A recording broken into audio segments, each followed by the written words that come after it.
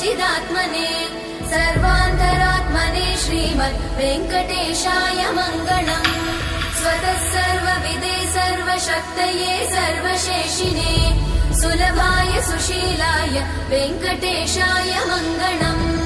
परस्मै ब्रह्मणे पूर्णकामाय परमात्मने प्रयुञ्जे परतत्त्वाय वेङ्कटेशाय मङ्गलम्।